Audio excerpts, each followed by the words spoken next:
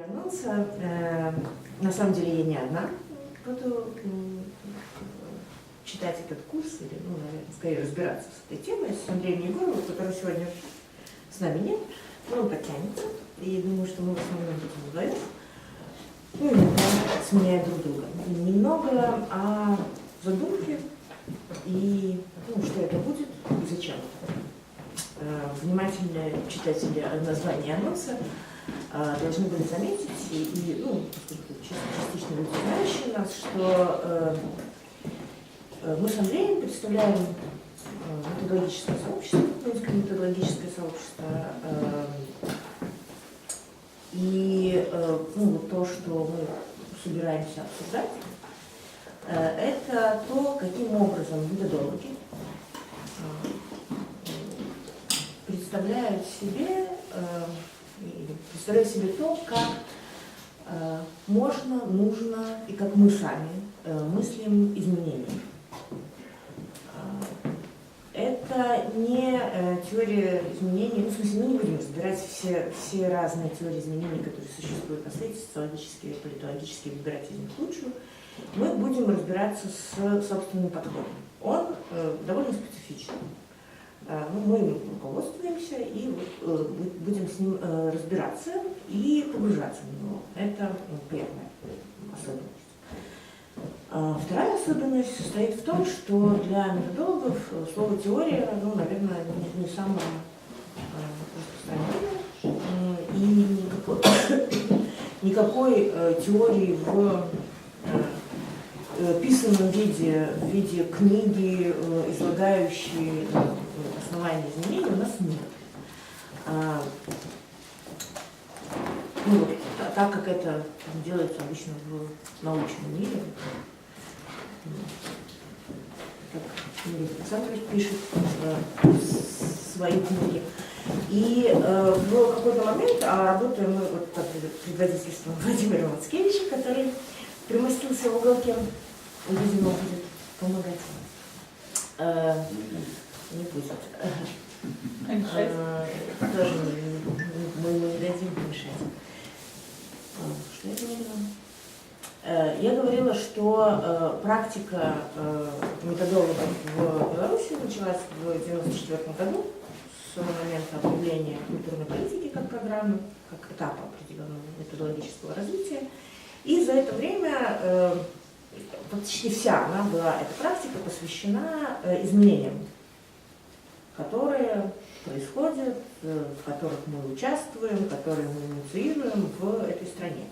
И эти изменения касаются очень разных сфер. И вот если обычно на нас так внешне смотрят, то в общем выглядит это обычно внешне довольно хаотично. Например, начиная с создания документов по реформам образования и в сфере образования заканчивая уже 8-й год созданием летучего университета. Это какие-то работы, как практические, так и аналитические, и описательные, и объяснительные, публицистические в области гражданского общества и создания, например, национальной платформы гражданского общества и фактически сегодняшней структуры восточного партнерства. Это другие политические действия, например, создание движения. В свое время у нас было. Это работа по местным сообществам, развитию городов и так далее. В общем, все это выглядит довольно хаотично извне. И чаще всего мы сталкиваемся с тем, что также хаотично она воспринимается. И у нас есть две стороны критики. Чаще всего это ученые, которые говорят, вы тут занялись сообществом, а в вашем определении, есть же еще другие теории, и так далее, что-то вы тут не дорабатываете. Вы пользуетесь каким-то неправильным определением сообщества, и, соответственно, И есть другая сторона, это практики, не обремененные теоретизированием, которые обычно говорят, что нет, вообще делать надо по-другому, потому что, и дальше там есть перечень, мы так делали всегда, так делается в Швеции, Дании, Германии и так далее, и так далее. И, в общем, достаточно сложно всякий раз в каждый конкретный момент объяснить все наши основания. Поэтому мы решили, что, наверное, следовало бы попытаться простроить вот это наше отношение к изменениям в виде неких теоретических рассуждений, да, более или менее систематизированные, которые можно как-то уложить, и они могли бы стать основанием для того, чтобы относиться к тому, что мы делаем, понимать, соучаствовать и так далее. Собственно, вот в этой задаче мы и находимся на данный момент. И, в общем, поскольку мы не видим смысла просто там писать тексты, мы вот решили организовать такой курс, семинар, что-то совмещенное, где мы попытаемся излагать более или менее систематично наши взгляды и от вас получать некую обратную связь, реакцию, критику и разбор. Понятно? Понятно.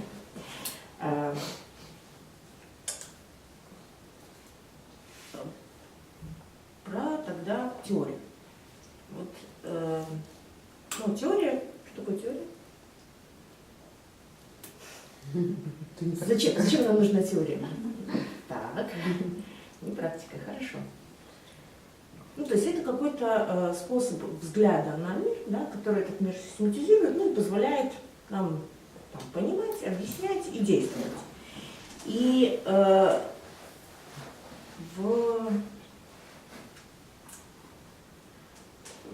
в общем, вот эта необходимость некого взгляда, да, онтологического, теоретического взгляда на мир, она определяется тем, что задается тем, что теория некая, да, позволяет нам вычленить из мира что-то важное, а что-то второстепенное, да, что-то значимое, что-то нет. И когда мы говорим про изменения, то вот это мы попадаем, мы находимся в ситуации, когда страна куда-то меняется или не меняется, что тоже неизвестно. И как нам решить, что из происходящего имеет значение, а что не имеет значения? Например, наличие 2 депутатов в палате. Является ли это характеристикой изменений? Процесса трансформации. Оппозиционных, да, конечно. Я про 2 оппозиционных депутатов в парламенте. Является характеристикой изменений политической ситуации? Изначальная точка. Изначальная точка 0. Если их было 2 и нет, я говорю про Беларусь, в которой год назад появилось 2 оппозиционных депутата. После долгого перерыва, назовем это так. Да. Является ли это изменением? Мелковато для изменения. 3. Да, 3. Сколько надо, чтобы это было изменением? Половина. А о каких изменениях мы говорим? О тех, которые последуют за тем, что они там появились? Или мы говорим об изменениях самой структуры? То есть, да, это изменения для структуры. В структуре произошли изменения. А что последует за этим? В структуре произошли изменения? В структуре парламента, да. Появилось 2 оппозиционера. В общем, ведь не в структуре. Это в персональном составе. Если бы фракция появилась, это было бы в структуре. Да, в составе. В составе. Является ли это характеристикой изменений? Нет, не является, потому что, понимаете, может 2 депутата, которые делают, или осуществляют деятельность, как половина корпуса, а может быть половина, которая от них толку, поэтому как изменения. Как определить? Количество депутатов важно или нет? Личный состав важен или нет? Из этого исходит, что важно, а вот как определить это... Нет, ты уже определяешь, что важно, но не знаешь, как определить. Возможность оппозиционных депутатов, процедура обструкции, то есть нарушение работы парламента. То есть в политологии термин обструкция подразумевает, что оппозиция в состоянии просто элементарно срывать работу законодательного органа власти. Возможно. Политических изменений нет, но формальное изменение произошло, то есть что-то поменялось. Я почему спрашиваю, потому что очень часто, когда мы начинаем что-то обсуждать, есть это ровно две точки зрения. Там, в Беларуси ничего не меняется, стабильность, и как бы, у нас изменения происходят. Да? И вот, ну, например, на волне там, политических процессов, вот, ну, это наличие двух депутатов в парламенте очень бурно обсуждалось. Помните, да? Часть народа говорила о том, что ну вот, это приведет, ну как бы это есть шаг к изменениям. Другая часть народа говорила, нет, это не шаг к изменениям, это в общем все то же самое, пока, например, там чего-нибудь другое не произойдет. Это я к чему? Что для того, чтобы определить, есть изменения или нету, мы должны вернуться, обратиться к тому, на каких основаниях мы это решаем, и, грубо говоря, к теории тех самых изменений, которая даст нам некий критерий. Да? Вот количество имеет значение, структура имеет значение, процедура, факт обструкции имеет значение, или только потенциальная возможность обструкции имеет значение. И вот, важность вот этой картины мира, которую мы используем, картина мира, представление о политике, об изменениях, она, собственно говоря, в том, что позволяет выделять нам важное и неважное. И чаще всего наши споры, они о том, о депутатах, о еще чем-нибудь, а не о самой теории. Да? А не о том, собственно говоря, что является основанием наших решений. Это почти как Николай говорит. А понятно, что важно, а почему, черт его знает. Чувствую я сердцем, что важно, а что не важно. И в том, как строится теория, есть, в данном случае у методологов, есть существенное отличие от любой научной теории. Не знаю, как это, с чего начать.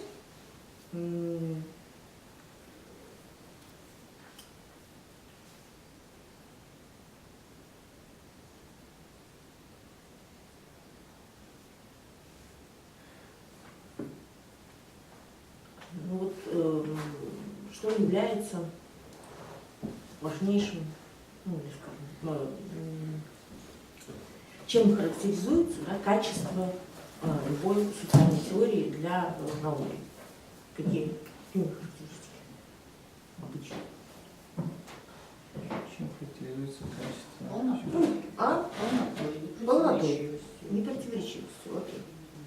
Объяснительной силой. Хорошо сказать. Смотрите, то есть, во-первых, у нас есть, мы разделяем, да, что есть там некий мир, лежащий там вне нас, да, и есть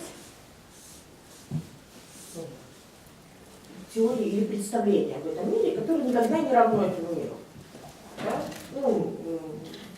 Оно может отражать, либо не отражать, но это представление не равно миру, но как-то с ним связано. И вот научная установка состоит в том, чтобы эта картина мира, да, или представление о мире, теория, была максимально приближена к этому объекту.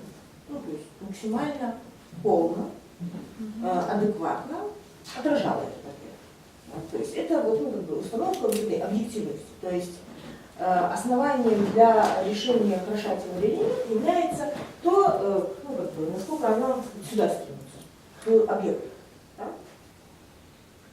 И критика, изменение теории, оно состоит в движении к тому, чтобы максимально объективно оценивать, отражать эту самую теорию. А зачем нужна теория? Делать что-то. Чтобы делать что-то. И вот тут есть такой сложный момент. есть деятель, да? Важно деятелю, чтобы теория максимально, ну, которой он пользуется, максимально хорошо отражала все, что есть в мире. Простите. Все, что мы важно для действия, наверное, да. Если он хочет контролировать всю эту ситуацию, да, скорее всего, проводится полный все. Мир такой большой, что... Ну вот, скорее всего, для деятеля, да, важно, чтобы теория позволяла ему действовать. Предсказать результаты действия.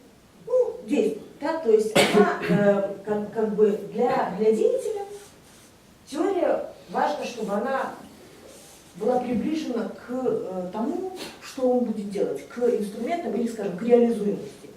Не столько к объективности, сколько к реализуемости. Более того, я бы сказала, что реально, когда мы смотрим на различные социальные, политологические теории, чаще всего эта установка задачи, да, она нивелируется, потому что в науке нет задач, да, мы же стремимся мир отражать, но на самом деле она там присутствует. Ну вот, например, если я сегодня, Владимир Владимирович мне скинул текст про французских социологов.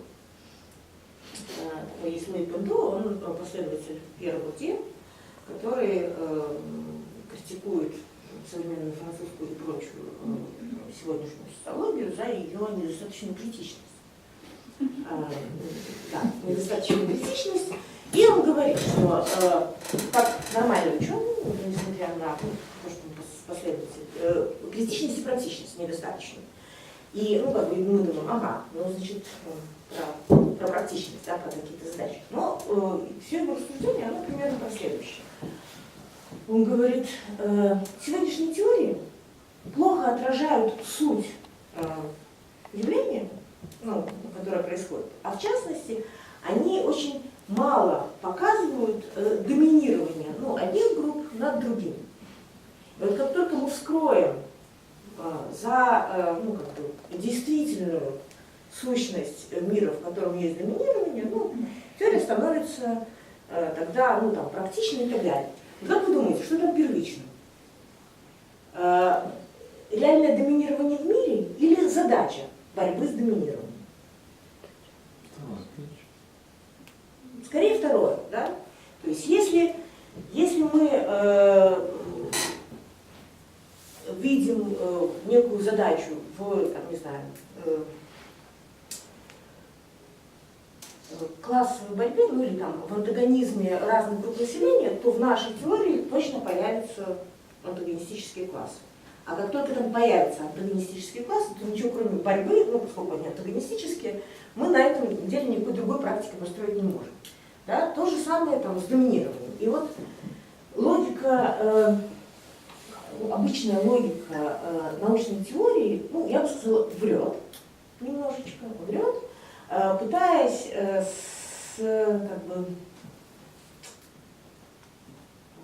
выдать движение к знанию о мире как к знанию о мире самому по себе, а не задачному знанию о мире. Как только мы находимся вне задачного знания о мире, у нас, в общем, нет никаких оснований решать право, значимость или незначимость, кроме количественных оценок, да, такого рода людей больше, такого меньше. Я понятно? Или, наверное, непонятно говорю. То есть есть две логики построения теоретических знаний. Да. Одна построена на том, что есть мир, и мы попытаемся его максимально полно отразить, не имея никаких практических задач, а только мир, лежащий вне нас. И есть научная установка, что это возможно. Есть другая установка, инженерная, техническая, политическая, когда у нас есть задачи. И наша картина мира требованием картины мира является реализуемость задач, а это значит вычленение в мире тех элементов знаний о мире, которые позволяют решать задачи, но не претендуют на полноту описания мира. Есть еще третья позиция. Какая?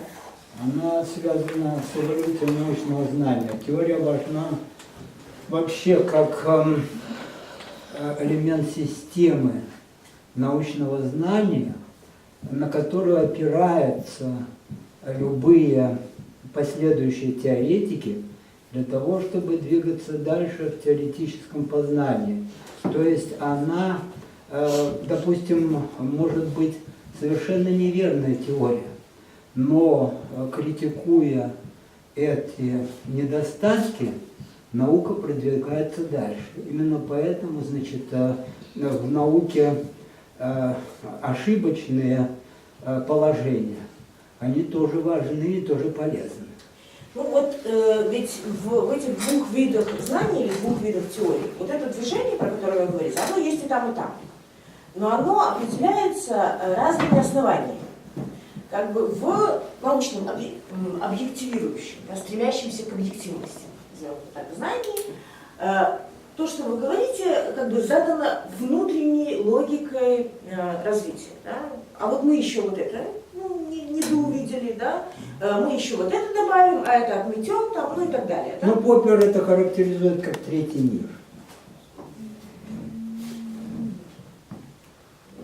Мне кажется, нет, да. Это скорее вот то, как вы говорите про эволюцию знания, да, и основание теории, ну, как бы новая теория строится на основании критики предыдущей теории, но основанием все равно является, ну, скажем, мир, который мы все лучше узнаем. В инженерном знании оно ведь, ну, как бы, может тоже развиваться, да, там, не знаю, знание про там, не знаю, политические преобразования. Оно тоже меняется. Есть. Ну, Поппер третьим миром называл любое знание. Любое в этом смысле знание, это тоже третий мир. Конечно. Но как бы в этом инженерном, техническом, политическом знании изменения состоят в изменении ценностей и задач. Скорее, ну, чем в углублении, ну, там, и уточнении. Ну, понятно, что там тоже есть углубление и уточнение, но, ну, грубо говоря, когда мы там, понимаем, что для нас там все большей ценностью становится ну, там, индивидуальность, да? И то как бы, пересмотр теории, ну, или взгляда на мир, он будет учитывать необходимость там, индивидуальности, прав человека, там, и еще чего-то. Да? До этого, если были иные ценности, ну, не знаю, там, экономического развития или еще чего-то, то ну, как бы это не учитывалось. И тут дело не в смене задач и ценностей. И для ну, вот такой, наверное, простого понимания разницы, вот мы в свое время использовали разницу между знанием, например, научным социологическим и социальным знанием. Разницу чувствуете? Кто обладает социологическим знанием? Ну да, то есть это некое специализированное научно-дисциплинарное знание, которое ну, вот, претендует на объективность, претендует на то, что оно дает знание о том, каков мир на самом деле. Да? А есть социальное знание, которым обладает, в общем, каждый человек. Группа, еще кто-нибудь. Вы обладаете социальным знанием? Конечно. Обладаете. А чем характеризуется ваше знание социальное? Опытом в социуме жизни. Да, то есть социальное знание, ну, как бы его качество характеризуется тем, что оно нам дает возможность действовать. И в этом смысле выделяет, ну, позволяет выделять в мире, да, и видеть в мире, ну, как бы то, что важно для собственного действия, для собственных задач.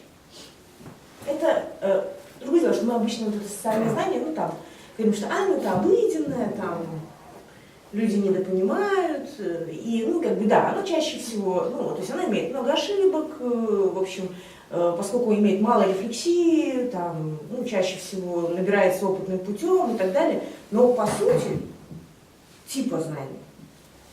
Вот методологическое, инженерное, техническое и социальное знание – это одно и то же. По типу знаний и типу отношений. Но не социологическое, не политологическое. И как бы, ну вот эта разница, я надеюсь, понятна. Это все быстро понятно. Ладно. А? Надо проверить. Надо проверить. Тогда... А если теоретика добавить на вашей схеме, куда бы вы его писали? Ну, теоретика... Ну, то есть практика отталкивается, в принципе, от тут, деятельности в мире, и он как бы... Тут скорее как бы теоретик растяжка между стремлением теории быть ближе к реальности, да, ну как бы некому миру, да, и это установка. Ну и тогда можно теоретика написать, который смотрит на это вот с таком. Для деятеля, для практика задача теории быть не только ближе к практике, но давать возможность реализации. Это не значит, что она не должна соответствовать миру, да? Ну, то есть она должна давать возможность реализовывать действия. То есть она в той степени должна отражать мир и в тех его чертах, которые дадут возможность для действия. И, ну, как бы, и это зависит от задач, которые ставятся, от установок, от, собственно, Откуда берется представление тех границ мира, которые достаточно для того, чтобы дать те знания, которые необходимы для действия? То есть напрашивается еще одна теория сверху. Ну, то есть ты говоришь, это теория, которая как бы ровно в том объеме и ровно так объясняет мир, ну, как бы всех его границ, которые нужны для осуществления действия. Да. Откуда берется знание о том, каковы именно границы мира, которые мы должны познать для осуществления нашего действия? Из мировоззренческих установок. Значит, тут надо учитывать еще и фактор мировоззрения, потому что он работает на всех этапах и научной, и теологической деятельности, и практической, и чего хотите. Фактор мировоззрения, он не абстрагирован от деятельности ученого, он все время в нем, понимаете, и поэтому, значит, он состоит из ценностей, идеалов, представлений о мире, знаниевых, так сказать. Он очень сложный фактор, и он постоянно действует и в научной деятельности, и в обыденной деятельности, и даже в теологии и так далее. Ну, вот с мировоззрением я бы сказала, что здесь важен там ценностный, идейный аспект для задач, которые ставятся. А вот про границу мира я не очень поняла. В каком смысле про границу? Вот, ну смотри, я предполагаю, что там нужно осуществить некоторые политические действия. Да. Для этого нужна теория. Да. Каким образом я описываю и вообще определяю, как бы, какого именно, ну не знаю, какого именно там рода знания или каковы будут эти границы, ну что именно должно быть описано для того, чтобы мое действие как бы было эффективным, там, планированным, надежным. То есть тут сразу как бы напрашивается опять существование уже какой-то, ну как бы, теории другого уровня, да, в которой у меня есть представление, что именно я должна описать для того, чтобы это действие спланировать. Не знаю, Вот социальные факторы, там, политическую структуру, ну то есть откуда-то же это все берется. Ну вот я бы сказала, что здесь должна быть не теория верхнего уровня, откуда это берется, да, а скорее техника теоретизирования. Ну, то есть, а почему не сказать, что это теория действия? Да, теория аксиология. Аксиология, да, Аксиология. Про аксиологию, да, то есть некие установки того, как, ну то есть не сама, не надтеория этого, да, а то, как это выстраивается. Ну и вот там... Не научная, а инженерная. Инженерная, да. То есть я думаю, что тут очень важно, есть несколько моментов, которые имеют значение, да. И имеет значение позиция, из которой ты делаешь. И в этом смысле эта позиция задает тон, ну, сама позиция деятеля, да, она в каком-то смысле задает объекты, например, набор объектов, ну, с которыми он вообще имеет дело. В принципе, да, то есть не знаю, там, учителю там, мне не нужно цвет там, краски разбирать. Да? Ну, это я. То есть объекты, с которыми он имеет дело, и вот, ну, как бы сама эта практика построения теорий, ну, и мы отчасти, ну, и там, теоретизирования, да, создания теорий, концепций. Мы про это немножко еще поговорим, чуть позднее. Про то, собственно, как это создается. Да? И это скорее техника, чем ну, что-то объемлющее, что уже тебе один раз мир объяснил, и потом ты в соответствии со своей там, позицией взял и из этого выбрал. Еще как ответ на Оксанин вопрос частично. Мне кажется, что практик, он действует ну, практически всегда в недостаточности там, информации там, и вот этих теорий о ситуации, в которой он действует. Отмазка. Это да, это Это гнилая отмазка. Это, в этом смысле, понимаете, когда там я говорю про практику, это же, в общем, совершенно не значит, что как бы каждый практикующий что-то человек, и даже, там, не знаю, политические группы, субъекты, что они реально ходят вот таким путем. Да? Чаще всего ходят они другим путем, вернее, двумя другими путями. Они идут опытным путем, про который Иван рассказал, и накоплением опыта на свою попу, ну и чаще всего не очень рефлексируемого, не выстраиваемого в некую теорию, ну или некоторые там передаваемые и разделяемые знания, а чисто опытным путем. Ну, мозолями на всех побитых местах, которые, значит, у них возникли. И второй путь – это использование научных теорий, но чаще всего для переговаривания. Ну вот, ну, потому что Или для самоубеждения. да, или для самоубеждения. Там. Ну вот, например, вы все знаете, да, мы как бы в каждый сезон осени и зимы, да, ждем, что как это, верхи не смогут, как там было? Низы не захотят, верхи не могут. И как только низы начинают что-нибудь не очень хотеть, да, мы все ждем, значит, этих самых изменений, да, используя, в общем, ну, традиционное там представление, некие теоретические самые, что ну вот наконец, когда народ оголодает, он выйдет и снесет вот это вот. Народ голодает, как бы, а ничего не происходит. Ну, там даже придумываются другие объяснения. То есть в этом смысле вот, ну, как бы нормальный там инженерный путь, ну, вот он хорошо, ну, там, технически, да, он хорошо, достаточно хорошо проработан в, ну, собственно, в инженерии, да, в там, технике и так далее. Куда менее хорошо он отработан и действует в, ну, не знаю, в социальных, гуманитарных, общественных, политических сферах, поскольку ну, практически никто таким путем не ходит, кроме нас. Вообще лучше всего эта разница наблюдается в поваренных книгах. Видели когда-нибудь поваренные книги? Видели. С рецептами. Там предлагаются продукты разные. Да? Все продукты имеют химическую структуру. Вот представьте себе, поваренная книга. Берем яйцо. Яйцо состоит из белков, жиров, углеводов, в каких-то соединениях там, и так далее, и так далее. Да? Берем там соль. Соль – это химический продукт, формула такая-то там, и так далее. Да? Вы такие поваренные книги видели? Ну, обычно нет. В поваренных книгах всей вот этой научной дури Иногда там могут указываться состав и элементы, но это для другого, это для диетологов. Чистый опыт, чистый опыт. Нет, там рецепт. Там рецепт. Ну да, Там рецепты, рецепт. базирующиеся на чистом опыте. Подождите, вот Ну, там на нет. опыте, да? Там на опыте. А вот если мы говорим о проксиологии, да, то там как раз вот построение рецептов, анализ рецептур, Да. да, форма подачи рецептов или описание действий, так, чтобы их умели делать. Понятно, что тот, кто не знает хотя бы минимума про соль и про яйца, да, он не сможет выполнить рецептурного задания. Да? Ну, то есть он кинет яйца в воду, вместо того, чтобы их разбить там, да, предварительно. Помните, как это у Гашика, которому подарили корзинку яиц?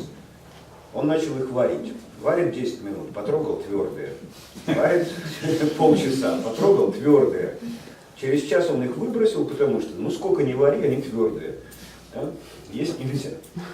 Поэтому надо чуть-чуть знать про объект.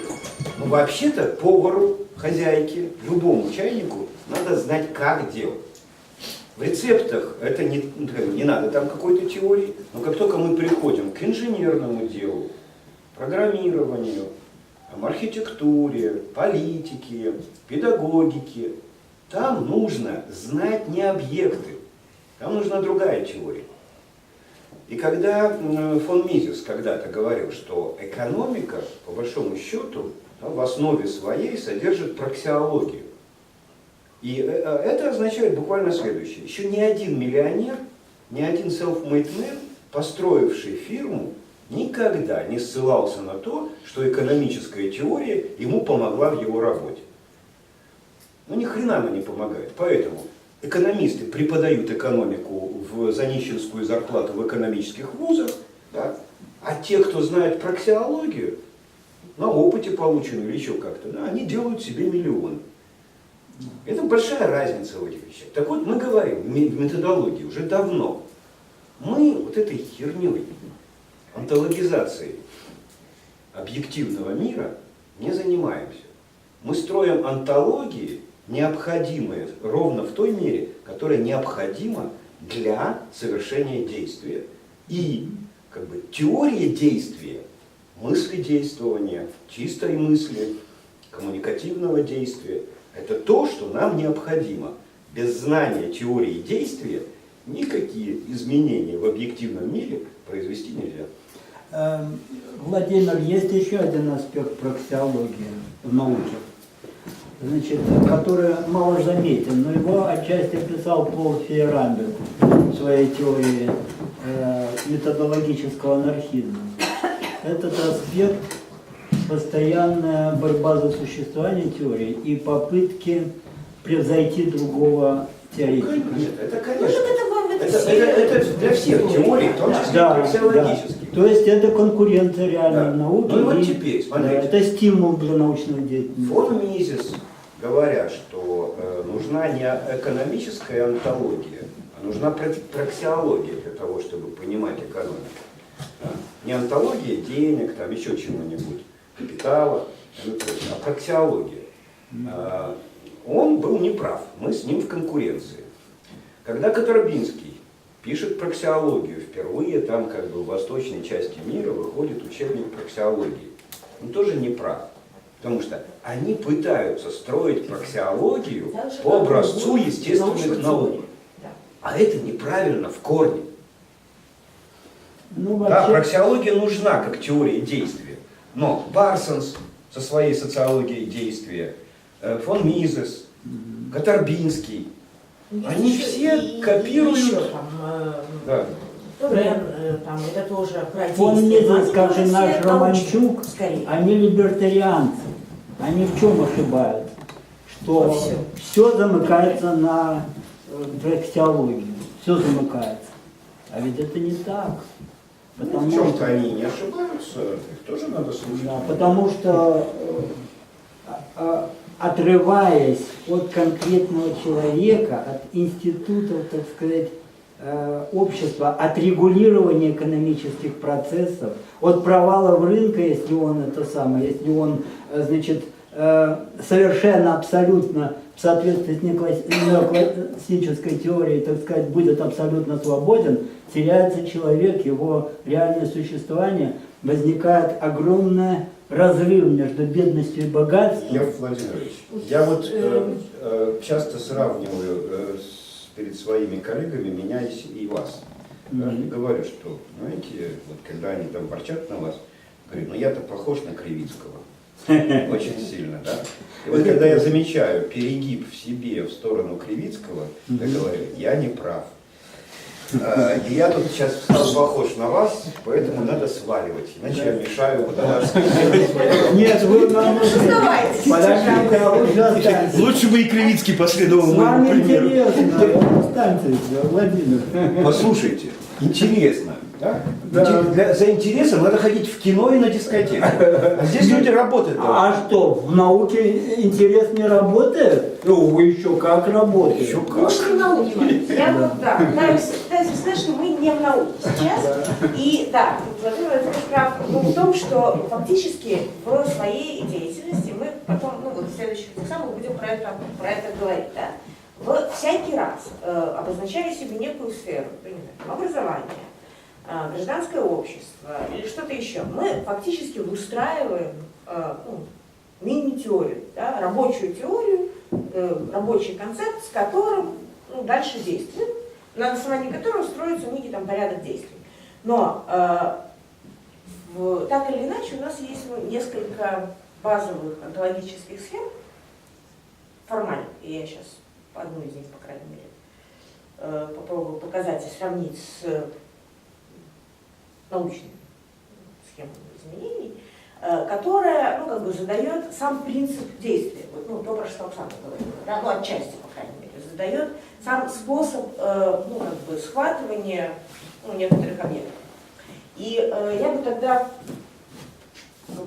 здесь вот разделила сейчас на две части и говорила бы уже про изменения. Ну, то есть вот, мы так или иначе, да, действительно попадаем, ну, в 1994 году, по крайней мере, методологи попадают в ситуацию, когда, ну, как бы мы обозначаем эту ситуацию как там, переход, изменения, которые явным образом чувствуются в Беларуси, вокруг и так далее. И, в общем, нам требуется там некие основания для собственных действий в разных сферах. И я сейчас попробую сравнить две такие базовые схемы. Нашу базовую схему, на которой мы начинаем размышлять про изменения. И я про все не буду говорить, я буду говорить про теорию транзита. Как, ну, если вы там, немного в курсе, то, ну, по большому счету, вот вся там, социологическая, политологическая мысль, которая на сегодня существует, она, ну, как научная мысль, она формировалась уже в эпоху перехода от традиционного общества к модерности. И она вся, ну, в основании всех, в общем, теорий и рассуждений лежит вот эта установка модерности. И практически все теории, которые не описывают там, стабильность, а описывают некую динамику, это теории модернизации, которые так или иначе, ну, там, критиковались, развивались и так далее. В чем состоит, ну, как бы суть модернистских теорий, надо ли говорить, про переход от традиционного к модерности. Это переход в там, состояние общества, которое характеризуется, ну, несколькими базовыми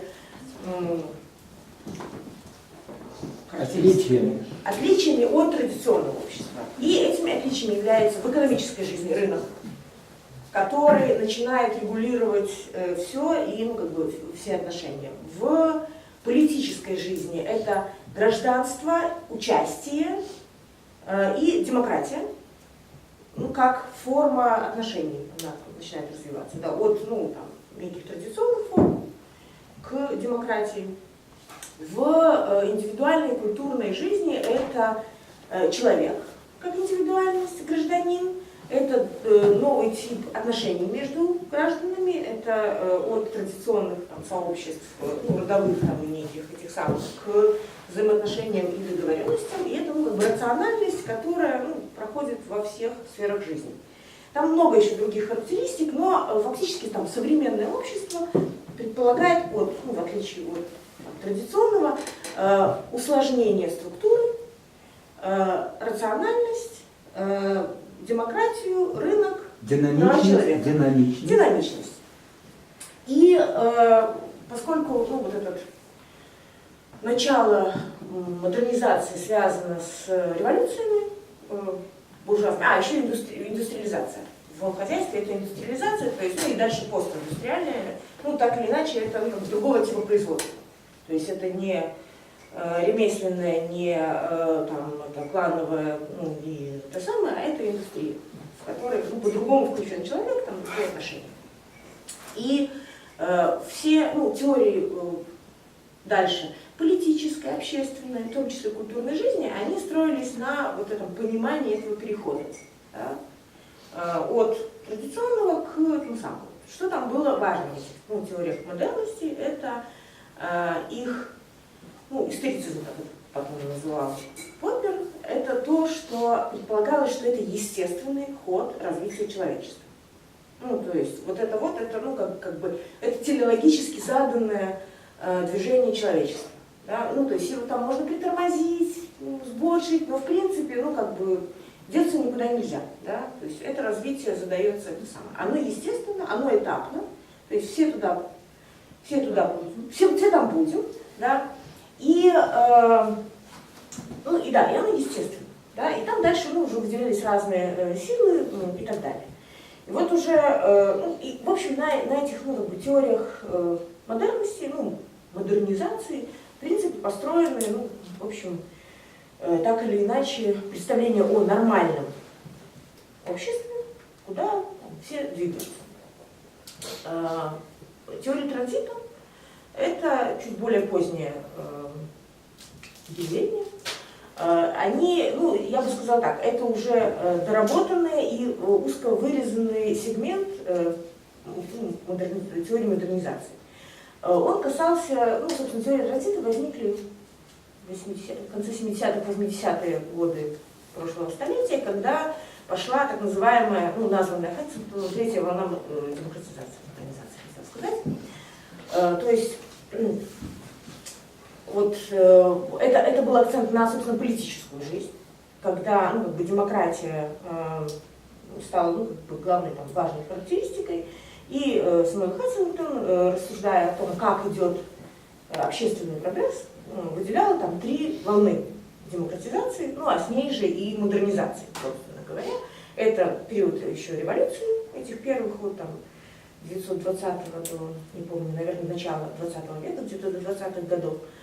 Потом совершился откат, потом у нас после войны начинает возникать, преобразовываться ряд тоталитарных, авторитарных государств в демократические, это даже Германия, Италия,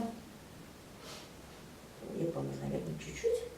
Это вторая волна, потом опять небольшой откат. И третья громкая волна демократизации начинается с Латинской Америки, Греции, и пиком ее становится декоммунизация и распад Советского Союза, этого всего блока советского, и там у нас возникает третья волна. Но, как вы понимаете, она так и звучит, да, волны демократизации. То есть, мы все там будем, и этими волнами мы туда движемся.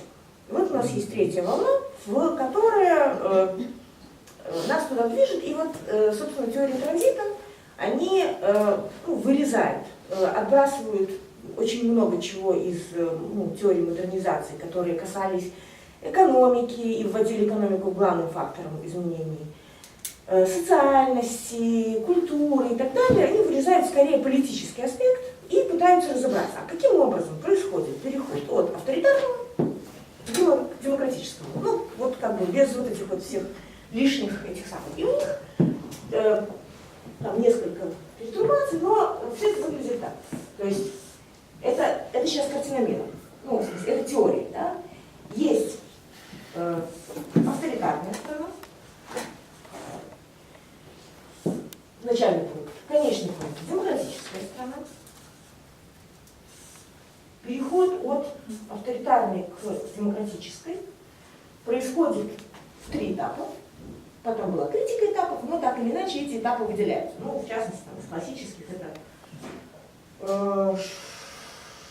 второй, по-моему, прорыв, осознание, по-моему, первый, прорыв и консолидация. Да? То есть это решение о том, что мы двигаемся в демократическом ключе, некое политическое событие, которое все меняет, и потом установление институтов. Там есть 3 этапа. Неважно даже какие. 3 этапа. И что они еще критикуя предыдущие теории модернизации, они говорят о том, что предыдущие теории очень много обсуждали то, что были построены на протестантской этике, индустриализации и внутренней культуре, и обсуждалось, что, в общем, основой модернизации является появление среднего класса. То есть той массы, которая на себе несет это, собственно, современное общество. Да? Здесь, в общем, все решили, что со средним классом, как-то с Латинской Америкой не вышло с этим средним классом, по фактам и описаниям, да, понятно, что, в общем, ну, ни разу не образование среднего класса двигает изменения, поэтому здесь в качестве фактора изменений вводятся элиты.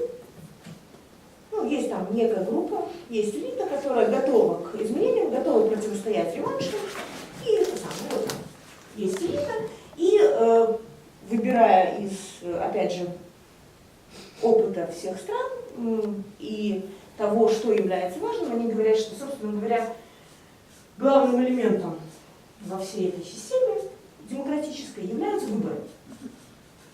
То есть проведение нормальных выборов за собой тянет гражданское участие, появление культуры гражданской, ну и всего остального. То есть вот выборы.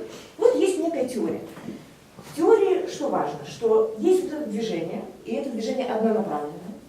И более того, когда они уже начинают там критиковать сами себя, Карозерс, например, он говорит, что фактически вот это представление о том, что вот есть состояние 1 и есть состояние 2, означало, что если хоть чуть-чуть мы качнулись из состояния авторитаризма, это одновременно первый шаг к демократии. Понятная мысль, да? Ну, то есть... А нет никакой другой стороны. То есть из авторитаризма можно только в демократию качаться. Ну, по представлению, потому что за этим стоит модернизационное это самое. Там некуда, ну, то есть исторический процесс, он туда идет. Ты как бы вот, ты можешь еще туда-сюда качаться, а никакой стороны нету. Да? То есть есть время и есть однонаправленность. И вопрос только в том, как ты двигаешься. Вот чуть выше уже немного демократии. Ну и как бы ты там двигаешься дальше. Вот. Ну, есть, значит, две такие эти самые, есть время, есть однонаправленность, и есть вот только два этих состояния. Ну и, собственно, по-моему, в году 2000, да, Карозерс пишет про конец теории транзита, потому что теория стала проваливаться, потому что, собственно говоря, да, все начинают качаться в разные стороны. И количество как бы серых стран, которые вообще не попадают ни сюда, таково, что количество наименований гибридных, недодемократий, вот да, их, ну, то есть их такое количество. Процедурных, чисто процедурных, еще чего-то. То есть, как бы, теория, собственно говоря, ни о чем не говорит. То есть понятно, что как бы в схему не попадает практически ни одна страна. Ну, то есть вообще. И как бы, ну, вот на сегодняшний момент есть кризис, собственно говоря, представлений о переходе. Потому что оказалось, что направление и суть перехода далеко не всегда соответствуют. И более того, и их нельзя, ну, как бы, то, что происходит, невозможно расположить на этой прямой. Ну, даже вот, ну, дальше там уже некуда. Но, как бы, то, что возникает, в общем, не укладывается в эти самые схемы, поэтому, в общем, теория сейчас сильно критикуется, но, с другой стороны, как и следует во всех, ну, теоретических этих положениях, она, поскольку распространена, не только теория транзита, а вообще, ну, теория модернизации, да, то есть освоение там, новых институтов, то, в общем, она очень хорошо и широко пользуется в, назовем это, практике, да, или в обсуждениях, или рассуждениях о том, в каком состоянии мы находимся. И, собственно говоря, она, несмотря на то, что это научная теория, и теория модернизации – это научная теория, которая вот, ну, как бы по такой схеме двигается, но фонды, правительства, ну, разнообразные субъекты, которые, ну, в частности, там, помогают странам третьей волны двигаться к демократии, они используют, ну, собственно, больше нечего использовать особенно, они используют представление о модернизации. Ну, например, о том, что о выборах, об элите, о шагах, ну и так далее. Ну и на сегодняшний день, ну вот, наверное, только уже последние годы этот вот international development, ну то есть это развитие, агентство развития в разных странах, и там ЕС, агентство развития, стали использовать, ну не то чтобы другие схемы, но как бы другую установку. Да? Они стали смотреть на регионы и на как бы, глобальность развития, и на решение проблем в глобальном масштабе, выделяя уже не проблемы, ну, собственно, там, демократии в отдельных странах, а решение там, глобальных проблем, например, сейчас миграция. Да? То есть направляя свою энергию на там, решение проблем бедности, миграции, ну, в общем, ну, как бы уходят тут нереализуемые схемы. Это, ну, это я к чему ее привожу, что ну, вот на этой схеме можно ну, там, рассуждать дальше, как ее там можно использовать и как ее использовать. Теперь о нашей схеме. Прежде чем вы перейдете к вашей схеме, я бы хотел два слова сказать о заблуждениях теории транзита. Почему? Во-первых, заблуждением является уже то, что выборы являются стержнем демократии. Нет, выборы являются центром процедурной, чисто процедурной демократии. На самом деле стержнем любой развитой демократии является процесс перехода к власти от одной центристской партии, блока и так далее к другому, мирным путем на основе волеизъявления народа. Причем, заметьте, в любой демократии переход этот происходит между представителями социал-демократических, социалистических и рабочих идеологий и представителями консервативно-либеральных идеологий. И вот это, значит, вот эта ротация власти, она и есть суть демократии. Беда состоит в том, что про эту ротацию власти, в общем, давно и отчаянно говорят, но такого рода демократии, такого рода процессы применимы, ну или, скажем, наблюдаемы в той самой первой двадцатке, даже меньших стран, развитой демократии, которые становились демократиями в вот этот период первой волны. Они не за счет этого становились. Они не за счет этого становились, они становились по-разному, и теперь они таким образом выглядят. То есть они вот так вот выглядят здесь, в конце. Вот, мне кажется, твои транзитологи сделали примерно так же вывод, как сейчас Лев рассказывает. Да? То есть как бы они нашли какой-то элемент, который есть везде Да. и работает, и приписали его... Они по-другому сделали. Они ничего не как дает, раз, опять же, для перехода. они как раз пытались вот на этом самом обобщить переходы второго этапа. Второго и начала третьего этапа. И, собственно говоря, вся транзитология – это попытка собрать эмпирический материал и выделить из него, а как оно было в других местах. Но потом оказывается, что на основании этого невозможно построить знания про то, что делать в следующем месте. И каждая новая страна в этом месте выкидывает фокусы. Да? Вот выбор у нас есть, и даже это переходит от демократии нет. Кроме того, теория транзита не учитывает еще и цикличность исторических процессов. Да, она прямолинейно проводит прямую линию. Надо сказать, что с цикличностью тоже проблемы, там другая критика, но поскольку тут с цикличностью там ведь такая же натуральность. Да? Там ты никуда не денешься от перехода из одного состояния в другое, и потом обратно. Ну и ты там ходишь. Это вот там Паретто со своими этими способами изменения. Собственно, теперь про нашу. Да? Это другой способ рассуждения. Если здесь мы, я бы предложила еще к предлагаемым онтологиям, да, использовать три вопроса. Да? Как мы через это можем сказать, что мы имеем, да, что это такое, что сейчас происходит, где мы находимся. Второе, на что мне нужно, мне как деятелю, обращать внимание, то есть какие есть базовые главные элементы.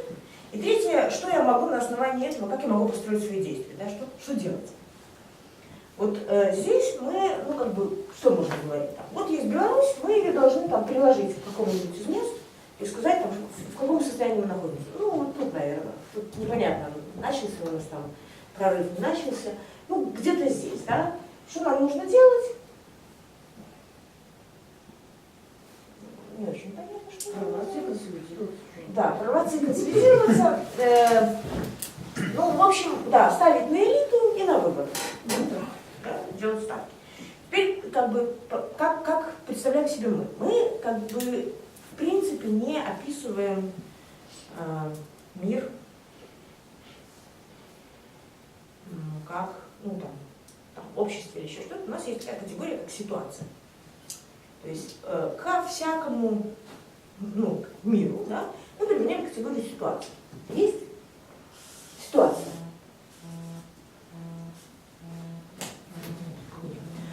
Как определяется ситуация, как определяются границы ситуации и что в этой ситуации есть? Всякая ситуация определяется через воссоздание, восстановление, понимание того, какие нормы организует эту ситуацию, какие нормы действуют в этой ситуации. Нормы имеется в виду идеи, концепты, ну, нормы как нормы, зафиксированные в неких там эталонах, образцах. Ну, вот, грубо говоря, давайте что мы возьмем. Вот есть ситуация, вот мы оказались в ситуации. Что характеризует эту ситуацию? Ну, норма представляющего, слушающего. Да, Формат то есть работы. мы, например, могли бы здесь, с одной стороны, могли бы описать там 20 кресел, Да. второй этаж там, и так далее. Это не наше описание. Да. Наше описание будет звучать так. Это ситуация, которая задается нормой лекций. Норма может хорошо исполняться, а может плохо. Но как бы норма есть, существует. Да? Нормой лекций, нормой университетской лекции, да, которая там предполагает дискуссию, например, или там, ну, что-то еще. Ну, возможно, еще рядом норм. Да? И вот границу ситуации и понимание ситуации будет исходить из того, какими нормами, какие за этой ситуацией нормы мы установим. И в этом смысле на одном физическом пространстве, носителях и так далее мы можем видеть разные ситуации, мы только можем находиться с вами в разных ситуациях. Кроме того, каждая ситуация, какая бы она ни была, она всегда характеризуется конфликтом противодействующих тенденций. Наша ситуация этим не характеризуется. Еще раз объясню. Это не объективное, это способ схватить ситуацию. Вот наш способ схватить ситуацию – это восстановить за ней норму. И вообще любая ситуация, то есть мыслим мы ситуациями и нормами, которые их организуют. Да. А як ми можемо бути впевнені, що ми правильно обновляем нормы? Мы можем быть выполнены только логикой и проверкой. Ну, ровно. То есть это все восстановление, то есть это интеллектуальная работа. И она предполагает, ну да, знание корпуса норм, которые имеются. И это тут еще... Да, и тогда мы тут еще можем как бы разделить, да, что есть это пространство норм, ну, то есть фактически это вся культура, вся доступная нам культура, транслируемая. Потому что если что-то произошло когда-то там, я не знаю, ну, когда-то произошло, и не попало, не зафиксировано в культуре, ну, в каких-то, я не знаю, носителях, образцах, текстах и так далее, причем оно по-разному может зафиксировано, то это не попадает в культуру и не может быть реализовано в другой ситуации. Вот любопытная мысль по поводу ситуации была высказана на первом философском конгрессе, который недавно прошел. Значит, там был один доктор философских наук из России, который доказывал, что мир есть не система систем, как у Бертоланфи, а мир есть ситуация ситуации. Мне кажется, вам поможет эта мысль, если ее разработать хорошенько. Мир есть ситуация ситуации. Подумайте об этом. Вот. Мир есть ситуации, организованные и ограниченные реализацией определенных норм. Дальше мы можем разворачивать в этой минимальной паре, в которой есть пока что 3 элемента. Нормы, ну и пространство, в котором существуют нормы, ситуации, про них сейчас поговорим, да, и материалов, на которых нормы реализуются. И отношения реализации. Нормы. Ну, я уже говорила, для того, чтобы разбираться, да, или разобрать, восстанавливать, а еще потом лучше там критиковать, менять нормы и так далее. В общем, нужно понимать, что нормы существуют в многообразных материалах и видах. Да? Ну, например, норма христианского благочестия, да, есть записанная в 10 заповедей, да, а есть эта же норма, представленная, например, в образцах с эталонами, хотя, наверное, Христа можно считать эталоном, но в данном случае в образцах святых. Да? И в этом смысле, когда мы... да, вот, например, образцы – это тоже способ трансляции норм. Да, когда мы можем показать пальцем на что-то, что исполняет норму. Там, не знаю, норма демократии. Это может быть статья в Википедии, где мы политологическим красивым языком описываем, как там что должно работать. Или там некие инструкции к выборам. А может быть речь Перикла. Ну да, и вот хороший работник. Вот он. Да, то есть здесь Он делает как бы в культуре на сегодняшний день хранится огромное количество норм на разных носителях. А еще бывают эталоны. Не у всего. Но бывают эталоны. То есть что-то, чем можно померить, там, правильно или неправильно. Да? Вот с метром все понятно, а в этом смысле в теории модернизации там эталоном являлось в какое-то время США. Да? Вот США прикладываем, в смысле, смотри, вылазит, да, значит, вот есть там некие эталонные вещи. Вот. То есть, как бы нормы, вот это знание, рефлексия, критика, анализ и понимание норм, это есть, собственно, наш багаж в понимании ситуации. И когда там мы обсуждаем, боже мой, какое же у нас плохое образование. Беда же, все же знают, что беда с образованием, особенно сейчас бардак происходит. И когда мы начинаем обсуждать что-нибудь там про образование, первое, что говорит, что нужно сделать? Зарплату поднять учителям. Правильно же? Надо поднять зарплату, потому что, как бы правильно. Но пока мы не восстановим, по какой норме работает система образования в Беларуси, все правильные или неправильные варианты, поднятие зарплат, перевод в 12, 7, 8-бальную систему, годы, еще что-нибудь, мы ничего не понимаем про образование, пока мы не знаем, по какой норме оно работает. Тут есть еще один аспект, который лежит вне системы образования. Дело в том, что государственная экономика не вырабатывает достаточно ресурсов, чтобы иметь достаточно хорошо оплачиваемую систему образования, здравоохранения и так далее. Это пример суждения в другую сторону. Да? То есть, мы уходим тогда в разные самые. Наш подход состоит в том, чтобы восстановить норму, которую писал. Потом норма может реализовываться на материале хорошо и не очень. Да? Где-то на хорошем материале она будет реализовываться в полноте своей, а где-то будут шибы. И опять же, нам очень важно понимать, когда мы разбираем ситуацию, понимать, какая норма реализуется, а это в чем она задана, нормативные документы, установки людей и так далее. И то, как она реализуется. И это большая разница. Это, как, знаете, печать. Как ее печатаешь, потом она портится.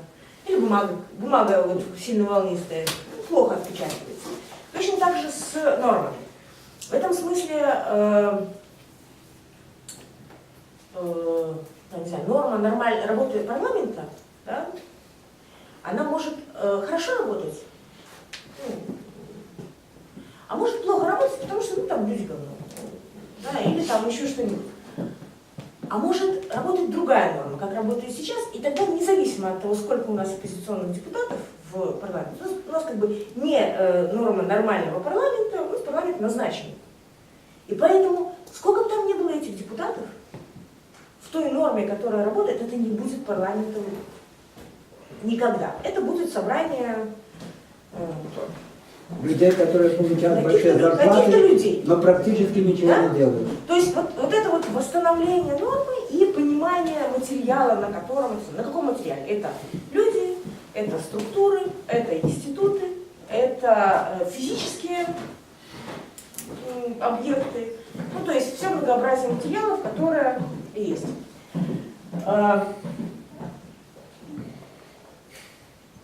И если мы говорим о том, что есть одна ситуация 1, и ситуация дискретно. Вот, как бы ситуация – это то, что мы определяем в этот момент через восстановление норм и понимание того, как они реализуются. Нормы существуют в пространстве культуры, назовем так, и транслируются на разных носителях. А бывает ситуация 2. Другая ситуация, в которой реализуются другие нормы. Ситуация может обстоять по времени, может происходить параллельно. Вот, например, если взять теорию транзита, там есть сейчас ситуация, допустим, авторитарного режима, а нам нужна ситуация демократии. Желаемая ситуация демократии. Как связаны между собой эти ситуации? Никак. Ну, не совсем никак. Они связаны через пространство норм. Но они никак не связаны, то есть здесь нет никакого времени. Они никак не связаны, то есть они не перетекают одна в другую. Собственно, главная установка, которая есть у методологов, состоит в том, что никакого натурального, естественного, каким-то образом заданного процесса перетекания одной ситуации в другую не существует. Ситуация меняется, ситуация, отличающаяся друг от друга нормами, которые не реализуются, меняется только через изменение, через изменение другого типа норм, которые здесь реализуются. Через пространство норм. И работа с нормами. Там другая норма, либо модифицированная первая? Там другая норма. Другая норма, другой набор норм. Понятно, что там они могут быть в разной степени близки друг к другу или далеки, да? Но это другая норма. Это принципиальная схема. И принципиальность ее состоит вот в отсутствии времени и связи между ситуациями. И вот я бы сказала так, вот здесь отсутствуют в качестве элемента размышления и деятельности, собственно, сами нормы. Они здесь заданы. Да? Они как бы заданы уже в натуральную величину. Вот есть такая ситуация. И здесь мы, в общем, наша обязанность состоит не в том, чтобы определить, демократия это или нет, а в том, чтобы определить суть ситуации, суть, которая задается нормой. И она может попадать в какие-то уже имеющиеся образцы, а может не попадать. То, что мы хотим получить, если это, скажем, желаемое, да, оно определяется набором норм не заданным историческим течением или необходимостью прийти к демократии, а тем, что принимается в качестве норм, которые должны быть реализованы. Связь через материал там может быть, да, ситуация? Это другой вопрос, да. Если мы говорим о том, что о локализации и изменениях, и если это не существующая ситуация, а будущее, да, то тогда мы могли бы рассуждать, а как происходит уже деятельностный переход от ситуации 1 к ситуации 2. И тогда для того, чтобы ввести категорию времени, да, мы должны наложить на эту схему другую схему. Да. А эта схема, она очень ограничена. Она не рассказывает пока ничего, как вы видите, про то, как действовать. Она говорит только о том, как определить ситуацию, да, какие есть, как нам ответить на вопрос, что происходит. Вот так. Восстановить, сходить в пространство культуры и осуществить рефлексию, критику, анализ и понимание того, что происходит. Что имеет, на что направлено наше мышление и внимание в ситуации? Оно направлено на ситуацию, в которой норма отображается, то как норма отображается, не на все, вот все, что есть в ситуации, а только на то, каким образом нормы реализуются. Хорошо, плохо, на каком материале, на каких институтах и так далее. Да, через что они реализуются. Наше внимание направлено на набор норм, которые транслируются или не транслируются, например. Мы, например, можем хотеть или желать выкинуть навсегда из культуры нормы, связанные с коммунизмом. Да? Надо подумать про обрывание трансляции. Это, наверное, очень сложно сделать, но эти процессы трансляции тоже кем-то осуществляются. В этом смысле это не очень похоже на платоновское пространство идей, но оно все-таки не совсем платоновское, поэтому нормы, идеи, идеалы, эталоны не живут вечно. И вот это отношение трансляции, оно тоже обеспечивается человеческой деятельностью. И как бы чем более широкий спектр норм мы обеспечиваем к трансляции, тем больше у нас возможностей как бы в новой ситуации реализовать более сложную, адекватную задачам и еще чему-то систему отношений. Назовем это так. Вот, собственно, у нас не так много элементов, и они все пустые. Ну, пустые изначально. И это вот, ну, как бы Оксана, к тому, как это самое, к построению, ну, отчасти, как бы один из ответов на вопрос, а как строится теория, какая есть, как это, метатеория. Метатеория — это вот эта схема. Пустая схема не про само общество, а про то, как мы можем про это мыслить. Вот мы мыслим про это так. Чего не показывает эта схема? Это, она показывает места для этого самого, но не показывает процессы изменений. Да? Ну, нету ни людей, ни субъектов, никого другого, а люди уже идут. Поэтому мы, наверное, сейчас будем заканчивать. Я только тогда скажу, что в следующий раз мы с Андреем уже, наверное, на пару поговорим как раз о... это, скажем так, самая базовая онтология. Да? С пустыми местами базовые основания для построения онтологии или там, теории. В следующий раз мы будем говорить о способе действия, да? То есть об организации действия. И мы на эту схему еще одну наверх нарисуем и еще поговорим про конструирование концептов, уже связанное с тем, когда мы берем какую-то отдельную схему и начинаем там, с ней работать. Вот собственно, опять же, про работу, конструирование теорий, концептов, с помощью которых мы смотрим на мир. Это будет второе занятие, а дальше мы пойдем по темам. Таким уже темам отдельным, и, ну вот, наверное, на второе занятие мы еще поразбираемся со схемами, а дальше мы выделили там 5-6 тем, с которыми мы занимались, к которым есть тексты. Тексты не специальные, а тексты, создаваемые во время, ну, когда мы с этим работали. И мы, наверное, будем предлагать тексты и уже скорее обсуждать сами темы. Темы там будут касаться там, изменений в образовании, собственно, в там, университете, в сообществах, десоветизация. Ну, то есть несколько тем, с которыми мы работали, такие с микротеориями и разбором, собственно, изменений и возможностей изменений там. И я думаю, мы тогда в такой чуть более семинарский режим перейдем с обсуждением. Вот.